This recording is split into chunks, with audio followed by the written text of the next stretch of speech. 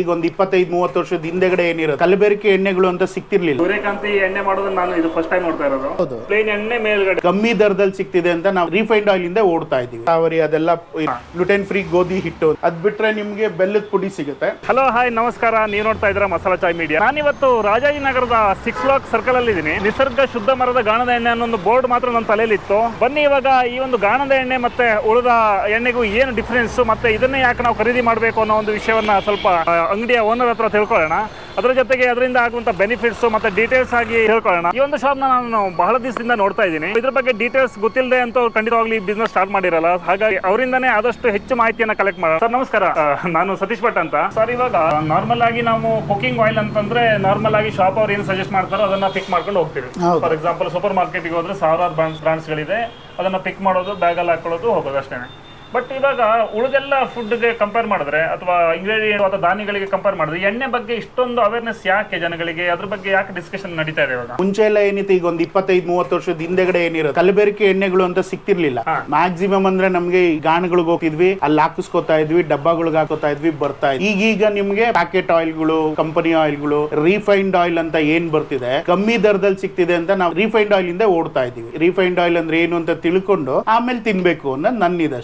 ಎಣ್ಣೆ ಅನ್ನೋ ಒಂದು ಕಾನ್ಸೆಪ್ಟ್ ಏನು ಸರ್? ಗಾಣದ ಎಣ್ಣೆ ಅಂತಂದ್ರೆ ಸಿಂಪಲ್. ಇವಾಗ ನಮ್ಮ ಪೂರ್ವಜರಿಂದ ಏನ್ ಬಂದಿದೆ, ಒಂದು ಕಲ್ಲಿನ ಗಾಣ, ಮರದ ಗಾಣ, ಕಲ್ಲಿನ ಊರುಗಳ ಕಡೆ ನೋಡಿರ್ತೀವಿ ನಾವು. ಕಲ್ಲಿಂದು ಇದಿರುತ್ತೆ, ಗಾಣ ಇರುತ್ತೆ, ಮೇಲ್ಗಡೆ ಒಂದು ಮರದ್ದು ಒರಳು ಇರುತ್ತೆ, ಅದರಿಂದ ಆಯಿಲ್ ತೆಗಿತಾರೆ, ಪ್ಯೂರ್ ಆಯಿಲ್ ನಮಗ್ ಕೊಡೋಕೆ ಶುರು ಮಾಡ್ತಾರೆ. ಇದನ್ನ ಏನಂತಂದ್ರೆ ಇದನ್ನ ನಾವು ತಿಂತಾ ಇದ್ವಿ. ನಾವು ಯಾವುದೇ ಇಂಡಿಯನ್ ಸೀಡ್ಸ್ ಅಂದ್ರೆ ನಮ್ಮ ಭಾರತದಲ್ಲಿ ಬೆಳೆಯುವಂತ ಕಡಲೆಕಾಯಿ ಬೀಜ, ಸೂರ್ಯಕಾಂತಿ ಬೀಜ, ಕುಸುಬೆ ಬೀಜ, ಎಳ್ಳು, ಉಚ್ಚೆಳ್ಳು, ಬಿಳಿ ಎಳ್ಳು, ಈ ತರದ ಬೀಜಗಳನ್ನ ಹಾಕಿ ಎಣ್ಣೆ ತೆಗೆದು ನಮ್ ಕಣ್ಮುಂದೆ ಮಾಡ್ತೀವಿ, ಕಣ್ಮುಂದೆ ತಿಂತೀವಿ ಅನ್ನೋ ತರ ತೆಗೆದು ತಿನ್ನೋದನ್ನ ಗಾಣದ ಎಣ್ಣೆ ಅಂತ ಹೇಳ್ತೀವಿ. ಇನ್ನ ರಿಫೈನ್ಡ್ ಆಯಿಲ್ ಅಂತ ಬಂದ್ರೆ ಏನಾಗುತ್ತೆ, ನಮ್ಗೆ ಬೇಡದೆ ಇರುವಂತ ವೇಸ್ಟ್ ಆಯಿಲ್ಗಳು ಅಂದ್ರೆ ಇವಾಗ ಹತ್ತಿ ಬೀಜದ ಎಣ್ಣೆ, ಪಾಮ್ ಆಯಿಲ್, ಮತ್ತೆ ಕೆಲವೊಂದೊಂದ್ಸಲ ಲಿಕ್ವಿಡ್ ಪ್ಯಾರಾಫಿನ್ ಆಯಿಲ್ ಅಂತ ಹೇಳ್ತೀವಿ. ಆಯಿಲ್ ನೆಲ್ಲ ಸೇರಿಸಿ ನಮ್ಮ ಬೀಜಗಳ ಜೊತೆಗೆ ಬೆರೆಸಿ ಕುದಿಸಿ ಮಾಡುವಂತದನ್ನ ರಿಫೈನ್ಡ್ ಆಯಿಲ್ ಅಂತ ಹೇಳ್ತೀವಿ. ಅದನ್ನ ಇವಾಗ ನಾವು ಚೀಪ್ ಆಗಿ ಸಿಗುತ್ತೆ ಅಂತ ಅದನ್ನ ತಿಂತಾ ಇದೀವಿ ನಾವು. ಈಗ ನಾವು ಮಾರ್ಕೆಟ್ ನಲ್ಲಿ ನೋಡಿದಾಗ ಇದರಲ್ಲಿ ಎಣ್ಣೆ ಅಂತಂದ್ರೆ ನಾವು ಒಂದು 110 ರೂಪಾಯಿ 120 ರೂಪಾಯಿ ತೆಗೆದಿರ್ತೀನಿ. ಬಟ್ ಇಲ್ಲಿ ಬಂದ್ರೆ ಆಲ್ ಆಫ್ ಸಡನ್ 300 ರೂಪಾಯಿ 400 ರೂಪಾಯಿ ಹೇಳಿದ್ರೆ ನಾನು ಸಿಕ್ಕಾಪಟ್ಟೆ ಡಿಫರೆನ್ಸ್ ಅನ್ಸು. ಅದು ಹೇಗೆ ಅವರು ಅಷ್ಟು ಕಡಿಮೆ ಕೊಡಕ್ಕಾಗತ್ತೆ? ನಿಮ್ದು ಯಾಕಷ್ಟೊಂದು ಅಲ್ಲ, ಈಗ ನಾವು ಯೋಚನೆ ಮಾಡ್ಬೇಕು. ತಿನ್ನಕ್ಕಿಂತ ಮುಂಚೆ ನಾವೇನ್ ಯೋಚನೆ ಮಾಡ್ತೀವಿ ಅದನ್ನ ಯೋಚನೆ ಮಾಡ್ಬೇಕು. ಏನಂದ್ರೆ ಇವಾಗ ನೋಡಿ, 1 ಲೀಟರ್ ನಿಮ್ಗೆ ಈಗ ಒಂದು ಎಕ್ಸಾಂಪಲ್ ಕೊಡ್ತೀನಿ. ಇದು ಕಡಲೆಕಾಯಿ ಎಣ್ಣೆ, ಶೇಂಗಾ ಎಣ್ಣೆ, ಕಡಲೆಕಾಯಿ ಎಣ್ಣೆ ಅಂತೀವಲ್ಲ ಇದು.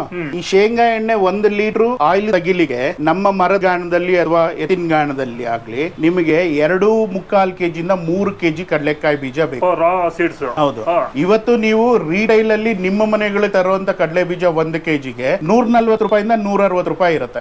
ಈಗ ನಮಗೆ ಹೋಲ್ಸೇಲ್ ಅಲ್ಲಿ ಟನ್ ಲೆಕ್ಕದಲ್ಲಿ ತಗೊಂಡ್ ಬಂದ್ರು 120 ರೂಪಾಯಿಂದ 130 ರೂಪಾಯಿ ಇದ್ದೇ ಇರುತ್ತೆ. 2.5 ಕೆಜಿ ಇಟ್ಕೊಂಡ್ರು 1 ಲೀಟರ್ ಆಯಿಲ್ ಮ್ಯಾನುಫ್ಯಾಕ್ಚರ್ ಮಾಡೋದಕ್ಕೆ ನಮ್ಗೆನೆ 330 ರಿಂದ 360 ರೂಪಾಯಿ ಬೀಳುತ್ತೆ.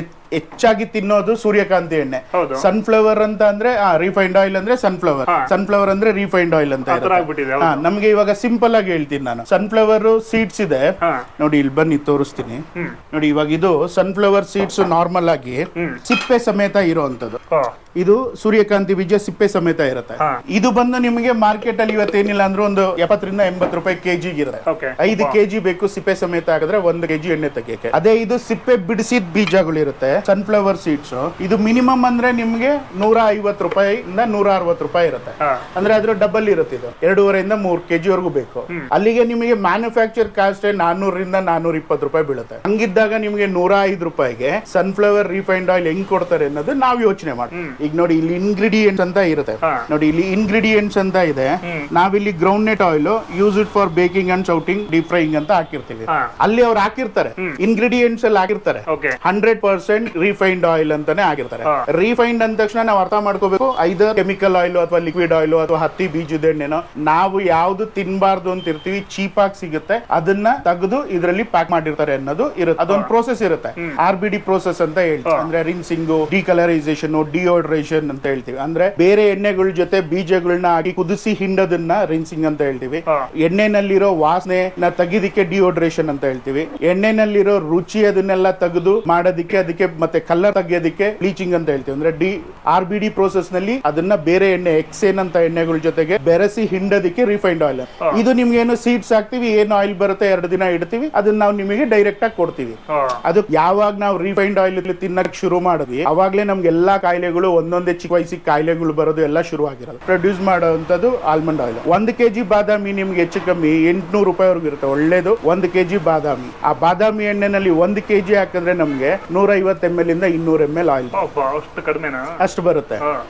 ನೀವು ಇವಾಗ ಇದಕ್ಕೆ ನಾವು ಜಾಸ್ತಿ ಹೆಚ್ಚು ಕಮ್ಮಿ ಅಂತ ಯಾಕೆ ರೇಟ್ ಹೇಳ್ತೀವಿ ಅಂತ, ಈಗ ನೀವು ಯಾರಾದ್ರೂ ಆಲ್ಮಂಡ್ ಆಯಿಲ್ ಯೂಸ್ ಮಾಡ್ತೀರಿ, ಎಂತ ಪ್ರತಿಷ್ಠಿತ ಕಂಪನಿ ಆಲ್ಮಂಡ್ ಆಯಿಲ್ ಆದ್ರೂ ಆಗ್ಲಿ, ಒಂದ್ಸಲ ಇಂಗ್ರೀಡಿಯೆಂಟ್ಸ್ ಅಲ್ಲಿ ನೋಡಿ, ಅಲ್ಲಿ ಮೆನ್ಷನ್ ಮಾಡಿರ್ತಾರೆ ಕ್ಲಿಯರ್ ಆಗಿ 79% chemical oil, 21% vegetable oil including almond oil ಅಂತ ಹಾಕಿರ್ತಾರೆ. ಅವ್ರು ಎಷ್ಟು ಆಲ್ಮಂಡ್ ಆಯಿಲ್ ಇರುತ್ತೆ ಅನ್ನೋದು ಎಲ್ಲೂ ಹಾಕಿರಲ್ಲ. ನಮ್ಮಲ್ಲಿ 100% ಸಿಗ್ತಾವ್ ನಿಮ್ಗೆ. ಅಂದ್ರೆ ನೀವು ಹಚ್ಕೋತಾ ಇರೋದು ಕೆಮಿಕಲ್ ಆಯಿಲ್. ಅಷ್ಟಲ್ದಿರ ನಿಮ್ಗೆ 100 ರೂಪಾಯಿ 150 ರೂಪಾಯಿಗೆ ಅರ್ಧ ಲೀಟರ್ 1/4 ಲೀಟರ್ ಕೊಡೋಕ್ಕಾಗಲ್ಲ. ಎಲ್ಲಾದ್ರಲ್ಲೂ ಈ ತರ ಕಲಬೆರಕೆ ಇರೋದ್ರಿಂದ ಚೀಪ್ ಆಗಿ ಸಿಗುತ್ತೆ ನಿಮ್ಗೆ. ಯಜಮಾನ್ರೆ, ಹಾಗಾದ್ರೆ ನಿಮ್ಮ ಈ ಇಷ್ಟೊಂದು ಪ್ರಾಡಕ್ಟ್ಸ್ ಗಳನ್ನ ಇಲ್ಲಿ ಜೋಡಿಸಿಟ್ಟಿದಾರಲ್ಲ, ಇದೆಲ್ಲ ಎಲ್ಲಿ ರೆಡಿ ಮಾಡ್ತೀರಾ ಅಥವಾ ನೀವು ಬೇರೆಯವ್ರ ಕಡೆ ತರಿಸ್ಕೊಳ್ಳೋದು ಹೇಗೆ? ಸರ್ ಇಲ್ಲ, ಇಲ್ಲಿ ಏನ್ ನಾವು ಎಣ್ಣೆಗಳು ನೋಡ್ತಾ ಇದೀವಿ ಎಲ್ಲ ನಮ್ಮಲ್ಲೇ ಮ್ಯಾನುಫ್ಯಾಕ್ಚರ್ ಮಾಡಿವಿ. ನಮ್ಮಲ್ಲೇ ಎಡಿಬಲ್ ಆಯಿಲ್ಸ್ ಅಂದ್ರೆ ತಿನ್ನುವಂತ ಅಡಿಗೆ ಮಾಡುವಂತ ಎಲ್ಲಾ ಎಣ್ಣೆಗಳನ್ನ ಇನ್ಕ್ಲೂಡಿಂಗ್ ಆಲ್ಮಂಡ್ ಆಯಿಲ್ ನಮ್ಮಲ್ಲೇ ಮಾಡ್ತೀವಿ. ಇದು ಏನು ಕ್ಯಾಸ್ಟರ್ ಆಯಿಲ್ ಮತ್ತೆ ನೀಮ್ ಆಯಿಲ್ ಎಲ್ಲ ನ್ಯಾಚುರಲಿ ಎಕ್ಸ್ಟ್ರಾಕ್ಟೆಡ್, ಅಂದ್ರೆ ಬೇಯಿಸಿದ ಹರಳೆಣ್ಣೆ ಅಂತ ನಮ್ಮ ಹಳ್ಳಿಗಳಲ್ಲಿ ಹಿರಿಯರಿಂದ ಮಾಡಿಸಿ ತಗೊಂಡ್ ಬರ್ತೀವಿ ನಾವು ಅದನ್ನ. ಈಗ ಪ್ರೊಸೆಸ್ ಈಗ ನಮ್ಗೆ ಅಲವಿದೆ, ನೋಡಬಹುದಾ? ಹೇಗೆ ಮಾಡ್ತೀರಿ? ನೋಡಬಹುದು, ಬನ್ನಿ ತೋರಿಸ್ಕೊಂಡು. ಇಲ್ಲಿ 3 ಮಷಿನ್ ಗಳನ್ನ ಹಾಕಿದಿರಾ. ಈಗ ಪ್ರತಿಯೊಂದಕ್ಕೆ ಸಪರೇಟ್ ಗಣನ ಅಥವಾ ಯಾವ ತರ ಇದು? ಸರ್ ಆಲ್ಮೋಸ್ಟ್ ಸಪರೇಟ್ ಇರುತ್ತೆ. ಇವಾಗ ಇದರಲ್ಲಿ ಸೂರ್ಯಕಾಂತಿ ಅಥವಾ ಕಡಲೆ ಬೀಜ ಓಡುತ್ತೆ. ಒಂದು ಸಲ ಆದ್ಮೇಲೆ ನಾವು ಏನ್ ಇವಾಗ ಕಡಲೆಕಾಯಿ ಬೀಜ ಹಾಕದ್ಮೇಲೆ ನಾವ್ ಇನ್ನೊಂದೇನೋ ಒಂದ್ ತೆಗಿಬೇಕು ಅಂದಾಗ ಅದ್ರದ ಹಿಂಡಿಗಳು ಹಾಕಿ ನಾವು ಅದನ್ನ ಕ್ಲೀನ್ ಮಾಡಿ ಪ್ರೋಸೆಸ್ ಮಾಡಿ ಒರೆಸಿ ಕ್ಲೀನ್ ಮಾಡ್ಕೊಂಡ್ಮೇಲೆ ನಾವು ಇನ್ನೊಂದನ್ನ ಹಾಕಕ್ ಶುರು ಮಾಡ್ತೀವಿ. ಆಲ್ಮೋಸ್ಟ್ ಯಾವ್ದು ಹೆಚ್ಚಾಗಿ ಹೋಗುತ್ತೆ, ಇವಾಗ ಕಡಲೆಕಾಯಿ ಸೂರ್ಯಕಾಂತಿ ಎಲ್ಲ ಹೋಗುವಾಗ ನಾವು ಅದಕ್ಕೆ ಅಂತ ದೊಡ್ಡ ಮಿಷಿನ್ಗಳು ಇಟ್ಕೋತೀವಿ. ಸಣ್ಣ ಪುಟ್ಟದ್ನೆಲ್ಲ ಒಂದ್ ಮಿಷಿನ್ ಅಲ್ಲಿ ಮಾಡ್ಕೋತೀವಿ. ನೋಡಿ ವುಡ್ ಪ್ರೆಸ್ ಅಂತ ಅಂದ್ರೆ ಏನು ಅಂತಂದ್ರೆ, ನೋಡಿ ಇವಾಗ ಮುಂಚೆ ಏನಿತ್ತು, ಒರಳು ಬಂದು ಕಲ್ಲಿಂದಿರೋದು, ಹೌದು, ಒನಕ್ಕೆ ಮರದಿರುತ್ತೆ, ಅದನ್ನ ವುಡ್ ಪ್ರೆಸ್ ಅಂತ ಹೇಳ್ತೀವಿ. ಜನರಲ್ ಆಗಿ ಏನಿರೋದು ಎತ್ತಿನ ಗಾಣಗಳನ್ನ ಕಟ್ಟಿ ಮಾಡ್ತಾರೆ. ಈಗ ಅದು ನಿಮ್ಗೆ 5 ರಿಂದ 6 ರೌಂಡ್ ಪರ್ ಮಿನಿಟ್ ಓಡುತ್ತೆ ಅಂತಂದ್ರೆ, ನಮ್ಮ ಈ ಮರದ ಗಾಣದ ಮಿಷಿನ್ಗಳು 10 ರಿಂದ 13 ರೌಂಡ್ ವರೆಗೂ ನೋಡಿಯುತ್ತೆ. ನೋಡಿ ನಿಮ್ಗೆ ಇದು ಬಂದು ಡಿಫ್ರೆನ್ಸ್. ಇದು ಇಲ್ಲಿ ಏನು ನಾನು ತೋರಿಸ್ತಾ ಇದೀನಿ, ಇದು ಒನಕೆ ಬಂದು ನಿಮ್ಗೆ ಮರ. ಇದು ಮರದ ವಿಶೇಷತೆ ಏನು ಅಂತಂದ್ರೆ, ಇದು ನಿಮಗೆ ಬಾಗೆ ಮರದಲ್ಲಿ ಮಾಡ್ತೀವಿ. ಬಾಗೆ ಮರ ಬಂದು ಏನಂತಂದ್ರೆ ಸಾವಿರಾರು ಆಯುರ್ವೇದಿಕ್ ಔಷಧಿಗಳನ್ನ ಒಳಗೊಂಡಂತ ಮರ ಇದು. ಅದು ನಿಮ್ಗೆ ಹೀಟ್ ಆಗ್ಲಿಕ್ಕೂ ಬಿಡೋದಿಲ್ಲ, ಹೀಟ್ ಅಬ್ಸರ್ವ್ ಮಾಡ್ಕೊಳ್ಳೋದು. ಮತ್ತೆ ನಿಮ್ಗೆ ಇನ್ನೊಂದು ವಿಶೇಷ ಏನಂತ ಅಂದ್ರೆ, ಜಾಸ್ತಿ ಅರಿಯಕ್ಕಾಗಲ್ಲ ಇದ್ರಲ್ಲೆಲ್ಲ. ಮತ್ತೆ ಎಣ್ಣೆ ಇಮಿಡಿಯೇಟ್ ಬರ್ತಾ ಇರುತ್ತೆ. ನೀವು ಇವಾಗ ಎತ್ತಿನ ಗಾಣದಲ್ಲೂ ಎಣ್ಣೆ ಅಲ್ಲೇ ಇರುತ್ತೆ, ಒಂದ್ಸಲ ಲಾಸ್ಟಿಗೆ ತಕ್ಕೋತೀವಿ, ಎಣ್ಣೆ ಅಲ್ಲೇ ಇರುತ್ತೆ. ಬಟ್ ನಮ್ಮ ಮಿಷಿನ್ ಗಳಲ್ಲಿ ಏನಂದ್ರೆ, ನಾವು ಸೀಡ್ಸ್ ಹಾಕಿ 7 ರಿಂದ 8 ನಿಮಿಷಕ್ಕೆ ಎಣ್ಣೆ ಬರ್ಲಿಕ್ಕೆ ಶುರು ಆಗುತ್ತೆ. ಎಣ್ಣೆ ಬರ್ಲಿಕ್ಕೆ ಶುರು ಆದ್ರೆ 40-45 ನಿಮಿಷದ ಮೇಲೆ ಇದು ಅರಿಯೋದಿಲ್ಲ ಅಂದ್ರೆ ಎಣ್ಣೆ ಬರೋದೇ ಸ್ಟಾಪ್ ಆಗುತ್ತೆ. ಅಂದ್ರೆ ನಮ್ಮಲ್ಲಿ ಈ ಮಿಷಿನ್ ಗಳಲ್ಲಿ ತೆಗಿಯಕ್ ಹಾಕುವಂತದ್ದು ಕಡಲೆ ಬೀಜ ಅಥವಾ ಬೇರೆ ಯಾವುದೇ ಇದ್ರಲ್ಲಿ ಕೆಲವೊಂದೊಂದು ಸೀಡ್ಸ್ ಗಳಲ್ಲಿ 35 ರಿಂದ 40% ಮ್ಯಾಕ್ಸಿಮಮ್ ಆಯಿಲ್ ತೆಗಿಬಹುದು. ಈಗ ನಾವು ಕುಸುಬೆ ಅದೆಲ್ಲ ಹಾಕಿದ್ರೆ ನಮ್ಗೆ 10 kg ಹಾಕಿದ್ರೆ 1.5 ರಿಂದ 2 kg ಅಷ್ಟು ಎಣ್ಣೆ ಬರೋದು ದೊಡ್ಡದು. ಅಂದ್ರೆ ಅದು ಸಿಪ್ಪೆ ಸಮೇತ ಇರೋದ್ರಿಂದ ಬಹಳ ಟೈಮು ತಗೊಳುತ್ತೆ, ಮತ್ತೆ ಇದು ಮಾಡುತ್ತೆ. ನಾವು ಅದನ್ನು ಹಂಗಂತ ಕಬ್ಣದ ಗಾಣ ಹಾಕಿ ಇಲ್ಲೆಲ್ಲ ನೀವು ನೋಡ್ಬೋದು, ಕಬ್ಣದ ಗಾಣ ಹಾಕಿ ಅರ್ದ್ಬಿಟ್ಟು ಮರದ ಗಾಣ ಅಂತ ಮಾರುವಂತದ್ದು ಏನಿರಲ್ಲ. ಮರದ ಗಾಣದಲ್ಲೇ ಅರ್ದು ಮಾಡೋದ್ರಿಂದ ಟೇಸ್ಟ್ ಸಿಗುತ್ತೆ ನಿಮ್ಗೆ. 100% ನ್ಯಾಚುರಲ್ ನ್ಯೂಟ್ರಿಯೆಂಟ್ ಸಿಗುತ್ತೆ, ವಿಟಮಿನ್ ಸಿಗುತ್ತೆ. ನೋಡಿ ಇದು ಕಡಲೆ ಬೀಜ ತಗೊಂಡಿದೀವಿ. ಕಡಲೆ ಬೀಜ ಮಾಯಿಶ್ಚರ್ ಚೆಕ್ ಮಾಡ್ಕೊಂಡು, ಮಾಯಿಶ್ಚರ್ ಮೀಟರ್ ಮಾಯಿಶ್ಚರ್ ಚೆಕ್ ಮಾಡ್ಕೊಂಡು ನಾವ್ ಇವಾಗ ಇದಕ್ಕೆ ಹಾಕ್ತಾ ಇದೀವಿ. 15 kg ಕಡಲೆ ಬೀಜ ಹಾಕ್ತಾ ಇದೀವಿ ಒಂದ್ ರೌಂಡಿಗೆ. ಒಂದ್ಸಲ 15 kg ಹಾಕ್ತೀರಾ? ಹೌದು, ಒಂದು ಸಲಕ್ಕೆ 15 kg ಹೋಗುತ್ತೆ.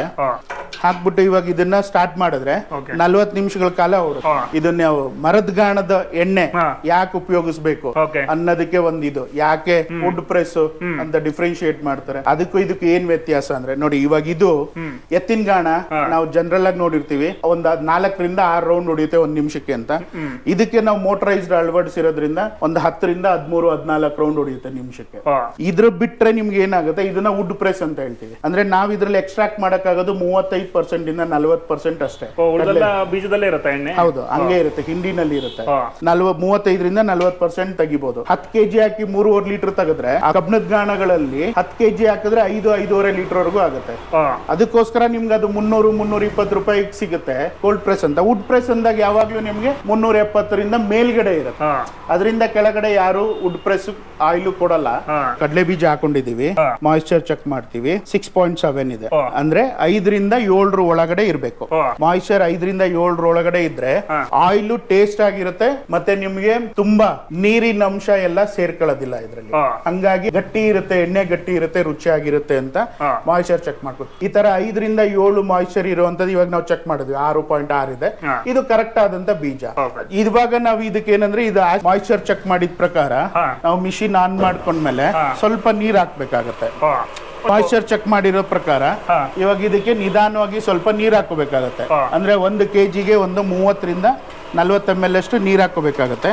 ಸ್ವಲ್ಪನೇ ಹಾಕೊಂಡು ಹೋಗ್ಬೇಕು. ನಿಧಾನವಾಗಿ ಒಂದ್ ಸ್ವಲ್ಪ ಹಾಕೊಂಡ್ಮೇಲೆ ಇದು ಒಂದ್ 10 ನಿಮಿಷ ಟೈಮ್ ತಗೊಳುತ್ತೆ, ಒಂದ್ 5 ನಿಮಿಷ ಟೈಮ್ ತಗೊಂಡ್ಮೇಲೆ ಅದು ಆಯಿಲ್ ಬರಕ್ ಶುರು ಆಗುತ್ತೆ. ಇದು ಸೂರ್ಯಕಾಂತಿ ಬೀಜ. ಇದು 15 kg ತಗೊಂಡಿದೀವಿ. ಇದ್ರಲ್ಲೂ ನಮ್ಗೆ ಏನಂತ ಅಂದ್ರೆ ಒಂದ್ 40ರಿಂದ 42% ವರೆಗೂ ಎಣ್ಣೆ ಬರುತ್ತೆ ಸೂರ್ಯಕಾಂತಿದು. ಇದಕ್ಕೂ ಸೇಮ್ ಇರುತ್ತೆ. ಮಾಯಿಶ್ಚರ್ ಚೆಕ್ ಮಾಡ್ಕೊಂಡು ಆಮೇಲೆ ಹಾಕ್ಬೇಕಾಗುತ್ತೆ. ಸೂರ್ಯಕಾಂತಿ ಸಿಪ್ಪೆ ತೆಗೆದು ಹಾಕೋದು ಎಷ್ಟು ಬೆನಿಫಿಟ್ಸ್ ಅಂತ. ನೀವು ಜನರಲ್ ಆಗಿ ಸೂರ್ಯಕಾಂತಿ ಎಣ್ಣೆ 370, 400, 350, 370 ರೂಪಾಯಿಗೆಲ್ಲ ಸಿಗುತ್ತೆ ಅಂತ. ಸಿಪ್ಪೆ ಸಮೇತ ಹಾಕಿದ್ರೆ ಏನಾಗುತ್ತೆ, ಆಯಿಲ್ ತೆಳುವಾಗುತ್ತೆ. ಆ ಆಯಿಲ್ ತೆಳುವಾಗೋದ್ರ ಜೊತೆಗೆ ಅದ್ರದ್ದೊಂದು ರುಚಿ ಏನಿರುತ್ತೆ, ಅದು ಸೂರ್ಯಕಾಂತಿ ರುಚಿ ಮತ್ತೆ ನ್ಯೂಟ್ರಿಯೆಂಟ್ಸ್ ಏನಿರುತ್ತೆ ಸಿಪ್ಪೆ ಜೊತೆ ಅರಿಬೇಕಾದ್ರೆ ಹೋಗ್ಬಿಡ್ತವೆ. ಸೊ ಹಂಗಾಗಿ ಸಿಪ್ಪೆ ತೆಗೆದು ಮಾಡಿದಾಗ ನೀವು ನಮ್ಮ ಸೂರ್ಯಕಾಂತಿ ಎಣ್ಣೆ ಉಪಯೋಗಿಸ್ಬೇಕು. ಅದು ನೀವು ಒಲೆ ಮೇಲೆ ಇಟ್ರೆ ಕರಿಲಿಕ್ಕೆ ನೊರೆ ಬರುತ್ತೆ, ಉದಂಗಾಗುತ್ತೆ. ಅಂದ್ರೆ ಅದು ಇಟ್ಸ್ ಎ ಪ್ಯೂರಿಟಿ. ಔಟ್ಪುಟ್ ಅಂತ ಈಗ ಕಣ್ಣಲ್ಲೇ ನೋಡೋ ಒಂದು ಭಾಗ್ಯ. ಸೂರ್ಯಕಾಂತಿ ಎಣ್ಣೆ ಮಾಡೋದನ್ನ ನಾನು ಇದು ಫಸ್ಟ್ ಟೈಮ್ ನೋಡ್ತಾ ಇರೋದು. ಇವಾಗ ನೆಕ್ಸ್ಟ್ ನಿಮ್ಮ ಪ್ರೊಸೆಸ್ ಏನು ಆಕ್ಚುಲಿ? ಇದನ್ನ ಮತ್ತೇನಾದ್ರು ನೋಡಿ, ಇವಾಗ ಇಲ್ಲ. ಈಗ ನಾವು ಇಲ್ಲಿ 15 kg ಸೀಡ್ ಹಾಕಿದ್ವಿ, ಆಯಿಲ್ ಬರಕ್ ಶುರು ಆಗಿದೆ. ಅಂದ್ರೆ 5ರಿಂದ 6 ನಿಮಿಷಕ್ಕೆ ಆಯಿಲ್ ಬರಕ್ ಶುರು ಆಗಿದೆ. 40 ನಿಮಿಷಗಳ ಕಾಲ ಇದ್ರಲ್ಲಿ ಆಯಿಲ್ ಬರುತ್ತೆ. 40 ನಿಮಿಷದ ಮೇಲೆ ನಾವು ತೆಗಿಯೋದಿಲ್ಲ. ಈ ಬಂದಿದ್ದ ಆಯಿಲ್ ಏನಿರುತ್ತೆ ಇವಾಗ ಇಲ್ಲಿ ಬಂದಿದ್ದನ್ನ ಕುದಿಸೋದಾಗ್ಲಿ, ಹೀಟ್ ಮಾಡೋದಾಗ್ಲಿ, ಫಿಲ್ಟರ್ ಮಾಡೋದಾಗ್ಲಿ, ಹಿಂಡೋದಾಗ್ಲಿ ಆತರ ಏನೂ ಇರಲ್ಲ. ನಮ್ಮಲ್ಲಿ ಸಿಂಪಲ್ ಪ್ರೊಸೀಜರ್, ಗ್ರಾವಿಟೇಷನಲ್ ಪ್ರೋಸೆಸ್ ಅಂತ ಹೇಳ್ತೀವಿ. ಅಂದ್ರೆ ಬನ್ನಿ ತೋರಿಸ್ತೀನಿ. ಬನ್ನಿ. ಸ್ಟೀಲ್ ಕಂಟೈನರ್ಸ್ ಅಲ್ಲಿ ಅಲ್ಲಿ ಬಂದಿರೋ ಆಯಿಲ್ ನ ನಾವು ಹಾಕ್ಬಿಟ್ಟು ಇಡ್ತೀವಿ. ನೋಡಿ ಇವಾಗ ಇಲ್ಲಿ ಆಯಿಲ್ ಇದೆ, ಕಣ್ ತುಂಬ್ಕೋಬೇಕು ಆಕ್ಚುಲಿ. ಏನ್ ಕ್ವಾಲಿಟಿ ಇದು? ಈಗ ಇದು ಆಯಿಲ್ ಇದೆ. ನೀವು ಅದ್ ತೆಗೆದ್ರೆ ಗಮ್ ಅಂತ ವಾಸನೆ ಬರುತ್ತೆ. ಕಡಲೆಕಾಯಿ ಎಣ್ಣೆದು ವಾಸನೆ ಬರುತ್ತೆ, ಸೂರ್ಯಕಾಂತಿದ್ ವಾಸನೆ ಬರುತ್ತೆ. ಈ ತರ ನಾವು ಏನು ಹಾಕಿಡ್ತೀವಿ ಇದನ್ನ ಮಿನಿಮಮ್ 48 ಗಂಟೆಗಳ ಕಾಲ ಶೇಕ್ ಮಾಡಲ್ಲ, ಹಂಗೆ ಬಿಟ್ಬಿಡ್ತೀವಿ. ಇದ್ರಲ್ಲಿ ಇರೋಂಥದ್ದು ಗಸಿ ಅಂದ್ರೆ ಏನ್ ಹೇಳ್ತೀವಿ, ಅದು ಗಸಿ ಅಂದ್ರೆ ಏನು ವೇಸ್ಟ್ ಅಲ್ಲ. ಇದ್ರಲ್ಲಿ ಇರೋಂಥ ಹೆವಿ ಇದೇನಿರುತ್ತೆ ಕೆಳಗಡೆ ಕೂತ್ಕೊಳ್ಳುತ್ತೆ, ತಿಳಿ ಎಣ್ಣೆ ಮೇಲ್ ಬರುತ್ತೆ. ಆ ಏನ್ ಮೇಲ್ ಬಂದಿದ್ದ ತಿಳಿ ಎಣ್ಣೆ ಇರುತ್ತೆ ಅದನ್ನ ನಾವು ಬಾಟ್ಲುಗಳಿಗೆ ಫಿಲ್ಅಪ್ ಮಾಡಿ ಡೈರೆಕ್ಟ್ ಆಗಿ ಕನ್ಸ್ಯೂಮರ್ಸಿಗೆ ಕೊಡ್ತೀವಿ. ಫಿಲ್ಟರ್ ಮಾಡೋದಾಗ್ಲಿ, ಕುದಿಸೋದಾಗ್ಲಿ, ಬಿಸಿ ಮಾಡೋದಾಗ್ಲಿ ಏನು ನೋಡಲ್ಲ ನೀವು. ಪ್ರತಿಯೊಂದ್ರಲ್ಲೂ ಅಷ್ಟೇ. ನಾವು ಕೊಬ್ಬರಿ ಎಣ್ಣೆ ತೆಗೆದ್ರು ಇದೇ ಪ್ರೋಸೆಸ್, ಸೂರ್ಯಕಾಂತಿ ತೆಗೆದ್ರು ಇದೇ ಪ್ರೋಸೆಸ್, ಆಲ್ಮಂಡ್ ಆಯಿಲ್ ತೆಗೆದ್ರು ಇದೇ ಪ್ರೋಸೆಸ್. ಹಾಗಿದ್ರೆ ಈಗ ಗುರುತ್ವಾಕರ್ಷಣ ಶಕ್ತಿಯಿಂದ ಕೆಳಗೆ ಹೋಗುತ್ತೆ, ಪ್ಲೇನ್ ಎಣ್ಣೆ ಮೇಲ್ಗಡೆ ಇರುತ್ತೆ. ನೀವು ಪ್ರತಿಯೊಂದ್ರಲ್ಲಿ ನೀವು ಯಾವ್ದ್ರಲ್ಲಿ ನೋಡಿದ್ರು ನಿಮ್ಗೆ ಅಷ್ಟೇ ಕಾಣಿಸುತ್ತೆ. ನೀವು ಯಾವುದೇ ಎಣ್ಣೆ ತೆಗೆದ್ರು ಅಷ್ಟೇನೆ ನಿಮ್ಗೆ. ಕಡಲೆಕಾಯಿಯಲ್ಲಿ ಸ್ವಲ್ಪ ಲೇಟ್ ಆಗತ್ತಲ್ಲ ಬರ್ಲಿಕ್ಕೆ? ಸರ್ ಇಲ್ಲ, ಬರುತ್ತೆ. ಸ್ವಲ್ಪ ಅದು 8 ನಿಮಿಷದವರೆಗೂ ಟೈಮ್ ತಗೊಳುತ್ತೆ. ಸ್ವಲ್ಪ ಅರ್ದು ನೀಟಾಗಿ ಇದಾಗಿ ಎಣ್ಣೆ ಬರೋದ್ರಿಂದ ಫಸ್ಟಿಗೆ ಒಂದು 8 ನಿಮಿಷದವರೆಗೂ ಟೈಮ್ ತಗೊಳುತ್ತೆ. ಹೌದು, ಸ್ವಲ್ಪ ವೇಟ್ ಮಾಡಿದ್ವಿ ಈಗ ನಾವು ಇದಕ್ಕೆ. ಆ ಕಡೆ ಸೂರ್ಯಕಾಂತಿ ಸ್ವಲ್ಪ ಬೇಗನೆ ಬಂತಲ್ವಾ? ಸೂರ್ಯಕಾಂತಿ ಬೀಜ ಮೆತ್ತಗಿರುತ್ತೆ ಸರ್, ಅದು ಬೇಗ ಬಂದ್ಬಿಡುತ್ತೆ ನಿಮ್ಗೆ. 4ರಿಂದ 5 ನಿಮಿಷಕ್ಕೆ ಬಂದ್ಬಿಡುತ್ತೆ. ಇದು ಬಂದು ನಿಮ್ಗೆ ಹಿಂಡಿ ಕಟ್ಟಬೇಕು. ಹಿಂಡಿ ಕಟ್ಟಿ ಬೀಜ ಅರಿಬೇಕು, 2 ಪೀಸ್ ಆಗ್ಬೇಕು, ಅದು ಅರಿಬೇಕು. ಅರ್ದಿದ್ದು ನೀಟಾಗಿ ಎಣ್ಣೆ ಬರ್ಲಿಕ್ಕೆ 6ರಿಂದ 8 ನಿಮಿಷಗಳವರೆಗೂ ತಗೊಳುತ್ತೆ. ಅದು ನಿಮ್ಗೆ ಏನಂತಂದ್ರೆ ಬೆಣ್ಣೆ ಇದ್ದಂಗಿರುತ್ತೆ. ಸೂರ್ಯಕಾಂತಿ ಬೀಜ ಬೆಣ್ಣೆ ಇದ್ದಂಗಿರುತ್ತೆ. ನೀವು ಹಾಕಿ ಒಂದ್ 3-4 ನಿಮಿಷ ಬಿಟ್ರೆ ಸಾಕು, ಅದ್ರಲ್ಲಿರೋ ಎಣ್ಣೆನೆಲ್ಲ ಆಚೆಗೆ ಹಾಕಕ್ ಶುರು ಮಾಡುತ್ತೆ. ಕರೆಕ್ಟ್. ಈಗ ನೋಡಿ ಸೈಮಲ್ಟೇನಿಯಸ್ಲಿ 2 ಕಡೆ ಪ್ರೊಸೆಸಿಂಗ್ ನಡೀತಾ ಇದೆ.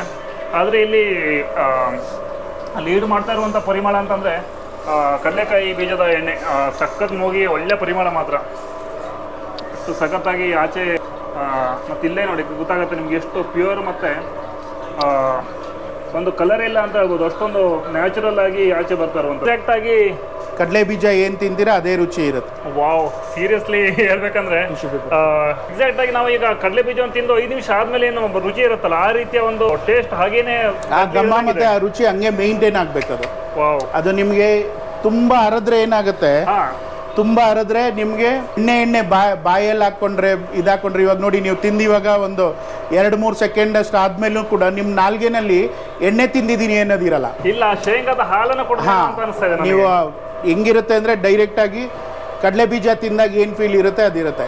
ಯಾವುದೇ ನಮ್ಮ ಪ್ರತಿಯೊಂದು ಎಣ್ಣೆನೂ ಅಷ್ಟೇ ನೀವು ತಗೊಳಕ್ ಮುಂಚೆನೂ ಅಷ್ಟೇ ನಾನು ಕೊಬ್ಬರಿ ಎಣ್ಣೆ ಜನರಲ್ ಆಗಿ ಕೊಡ್ತೀನಿ. ಹಾ. ನೀವು ಬಾಯಿಗೆ ಹಾಕೊಂಡ್ರೆ ಕೊಬ್ಬರಿ ತಿಂದಷ್ಟೇ ಟೇಸ್ಟ್ ಇರಬೇಕು. ಕಡಲೆಕಾಯಿ ಎಣ್ಣೆ ತಿಂದ್ರೆ ನೀವು ಕಡಲೆಕಾಯಿ ತಿಂದಷ್ಟೇ ಟೇಸ್ಟ್ ಇರಬೇಕು. ಇವಾಗ ಇದು ತಿಳ್ಕೊಂಡ್ಮೇಲೆ ಸ್ವಲ್ಪ ಅದು ಎಣ್ಣೆ ಅಂಶ ಅನ್ಸುತ್ತೆ, ಆ ಘಮ ಇರುತ್ತೆ.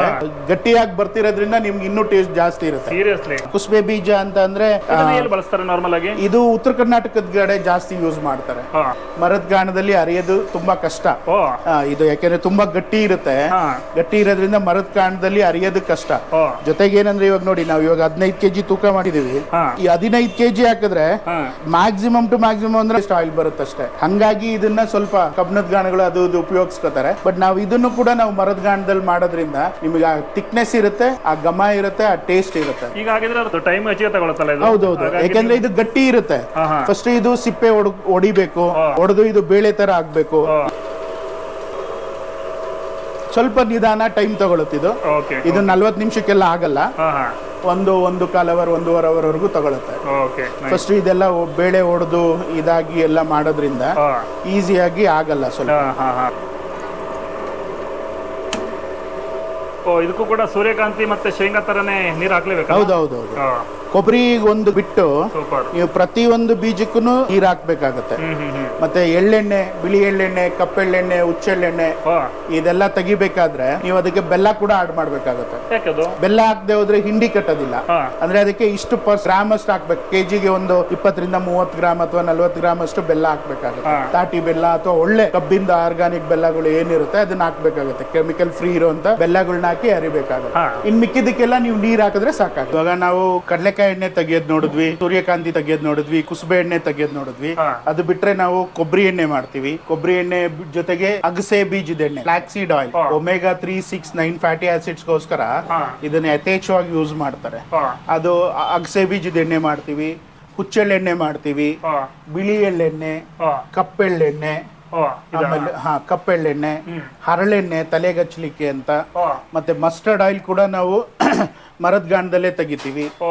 ಇದೆಲ್ಲದ್ರ ಜೊತೆಗೆ ದೀಪದ ಎಣ್ಣೆನೂ ಮಾಡ್ತೀವಿ ನಾವು. ಅಂದ್ರೆ ದೀಪದ ಎಣ್ಣೆ ಹೆಂಗ್ ಮಾಡ್ತೀರಾ ಅಂತಲ್ಲ, ಈ ನಾವೆಲ್ಲ ಅರ್ದು ಕೊನೆಗೆ ಗ್ರಾವಿಟೇಷನಲ್ ಸೆಟ್ಲಿಂಗ್ ಆದ್ಮೇಲೆ ತಳದಲ್ಲಿ ಬರೋಂತ ಗಸಿನೆಲ್ಲ ತಿರ್ಗಾ ರೀಯೂಸ್ ಮಾಡಲ್ಲ. ಅದನ್ನೆಲ್ಲ ಒಂದ್ಸಲ ಅರ್ದು ಅದ್ರಲ್ಲಿ ಬರೋದ್ನೆಲ್ಲ ಏನ್ ಮಾಡ್ತೀವಿ, ಸ್ವಲ್ಪ ಹೊಂಗೆ ಎಣ್ಣೆ, ಹಿಪ್ಪೆ ಎಣ್ಣೆ ಜೊತೆಗೆಲ್ಲ ಮಿಕ್ಸ್ ಮಾಡಿ ಸೊ ದೀಪದ ಎಣ್ಣೆ ಅಂತ ಮಾಡ್ತೀವಿ. ಅಂದ್ರೆ ಅದು ವೇಸ್ಟ್ ಆಯಿಲ್ ಅದು ಇದು ಅಂತಲ್ಲ, ಒಳ್ಳೆ ಎಣ್ಣೆ, ಅದ್ರಲ್ಲಿ ನ್ಯಾಚುರಲ್ ಇರುತ್ತೆ. ನಿಮ್ಗೆ ಯಾವುದೇ ರೀತಿ ಎಣ್ಣೆ ಬೆರ್ತಿರೋದಾಗ್ಲಿ ಅದು ಯಾವ್ದು ಇರಲ್ಲ. ಇದಿಷ್ಟು ನಮ್ಮಲ್ಲೇ ಮಾಡುವಂತ ಎಣ್ಣೆಗಳು. ಆಲ್ಮಂಡ್ ಆಯಿಲ್, ಬಾದಾಮಿ ಎಣ್ಣೆ ಕೂಡ ನಮ್ಮಲ್ಲೇ ಮಾಡ್ತೀವಿ.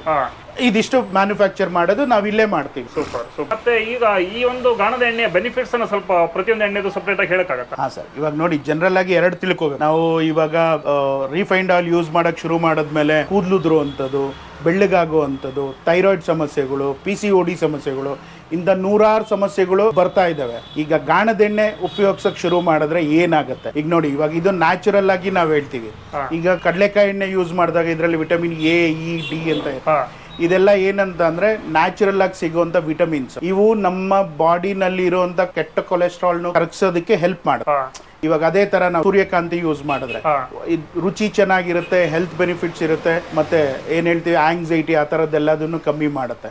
ಅದೇ ಫ್ಯಾಟಿ ಆಸಿಡ್ಸ್ ಇದು ನಿಮಗೆ ಸಿಗೋದು ಮೀನೆಣ್ಣೆನಲ್ಲಿ ಮಾತ್ರ ಸಿಗುತ್ತೆ. ಯಾರು ಮೀನೆಣ್ಣೆ ತಿನ್ನೋದಿಲ್ಲ, ಸ್ಮೆಲ್ ಆಗಲ್ಲ ಅನ್ನೋರು ಈ ಅಗಸೆ ಬೀಜದ ಎಣ್ಣೆ ಉಪಯೋಗಿಸಬಹುದು. ಈಗ ಇದು ಮಸ್ಟರ್ಡ್ ಆಯಿಲ್ ನಾರ್ತ್ ಇಂಡಿಯನ್ಸ್ ಎಲ್ಲರೂ ಯೂಸ್ ಮಾಡ್ತಾರೆ, ನಮ್ಮಲ್ಲೂ ಕೂಡ ಯೂಸ್ ಮಾಡಿ ಉಪಯೋಗಿಸಬಹುದು.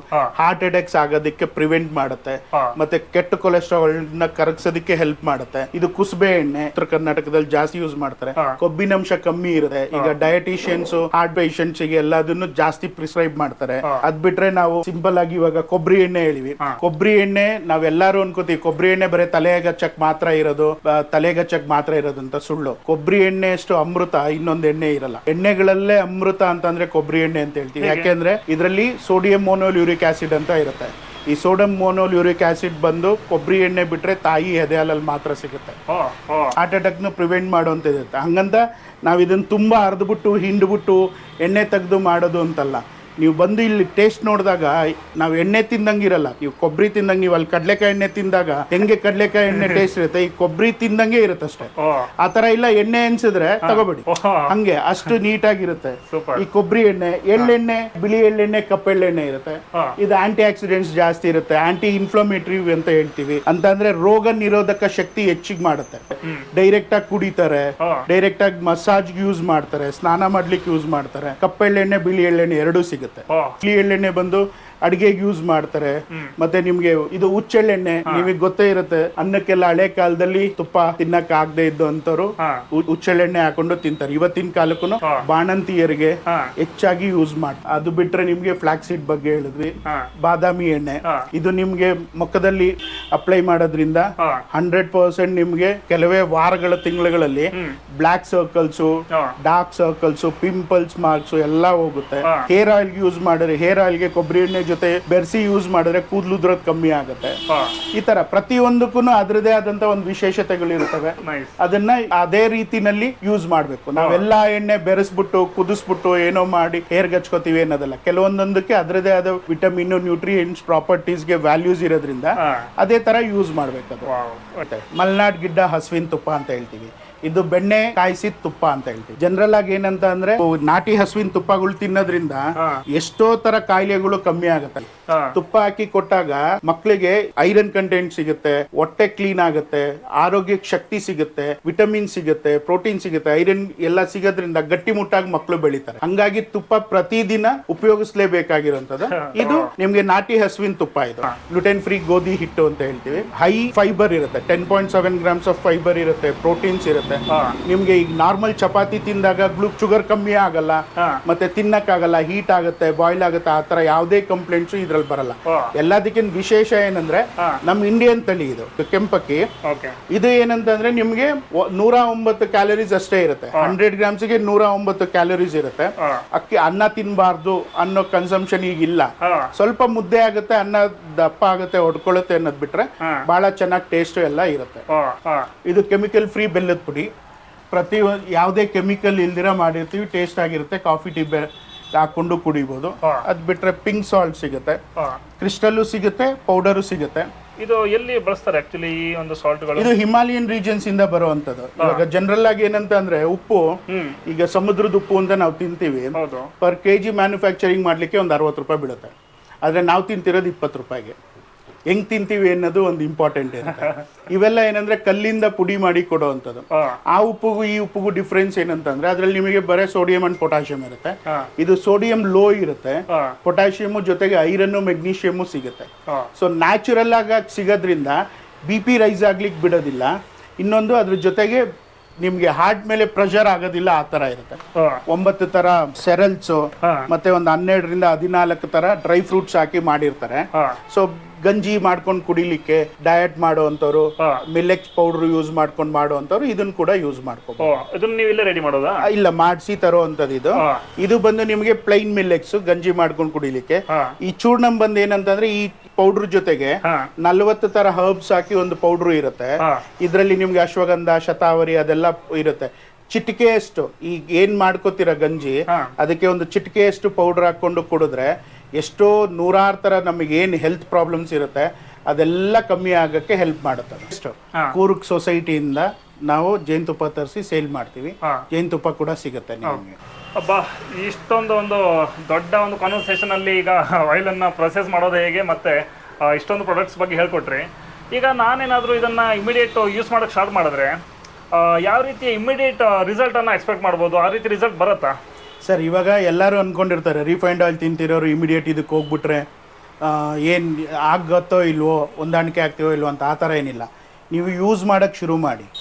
ನೀವು ಯೂಸ್ ಮಾಡೋಕ್ಕೆ ಶುರು ಮಾಡಿದ್ರೆ ಇಮ್ಮಿಡಿಯೇಟಾಗಿ ಫಸ್ಟು ನೀವು ತಿಂದಾಗ ನಮಗೆ ಭಾರ ಅನಿಸುತ್ತೆ, ಅಂದರೆ ನಾವೇನೋ ತಿನ್ಬಿಟ್ಟಿದ್ದೀವಿ ಅನ್ಸೋದು ಕಮ್ಮಿ ಆಗುತ್ತೆ. ಫಸ್ಟ್ ಆಫ್ ಆಲ್ ಅದು ನಮಗೆ ಅಂದರೆ ಏನೇ ತಿಂದ್ರೂ ನಮಗೆ ಹಗುರವಾಗಿರುತ್ತೆ, ಅಂದರೆ ನಾವು ನ್ಯಾಚುರಲ್ ಆಗಿ ತಿಂತಾ ಇದ್ದೀವಿ ಅಂತ ಅರ್ಥ ಅದು. ಸರ್ ಇವಾಗ ನಿಮ್ಮ ಈ ಕ್ವಾಲಿಟಿ ಪ್ರಾಡಕ್ಟ್ಸ್ ಏನಿದೆ ನಾನು ಕಣ್ಣೆದ್ರಿ ನೋಡಿದ್ದು, ಮತ್ತೆ ಇಲ್ಲಿಯ ಪ್ರೊಸೆಸ್ ಅನ್ನ ನೋಡ್ಬೇಕಂತಂದ್ರೆ ಈ ರಾಜಾಜಿನಗರದ 6 o'clockಗೆ ಬಂದ್ರೆ ನಿಮ್ಮ ಶಾಪ್ ಒಳಗಡೆ ಬಂದ್ರೆ ಡೆಫಿನೆಟ್ಲಿ ಪ್ರಾಡಕ್ಟ್ ಸಿಗುತ್ತೆ, ಮತ್ತೆ ಇಲ್ಲಿ ಮಾಹಿತಿ ಕೂಡ ತುಂಬಾ ಚೆನ್ನಾಗಿ ತಿಳಿಸ್ಕೊಡ್ತೀರಿ. ಆದ್ರೆ ಈಗ ದೂರದಲ್ಲಿರುವಂತ ಕಸ್ಟಮರ್ಗೆ ಯಾವ ರೀತಿ ಡಿಸ್ಟ್ರಿಬ್ಯೂಷನ್ ಇದೆ ನಿಮ್ದು? ಸರ್ ನಮ್ದು ಆಲ್ ಓವರ್ ಇಂಡಿಯಾ ಸಪ್ಲೈಸ್ ಇದೆ.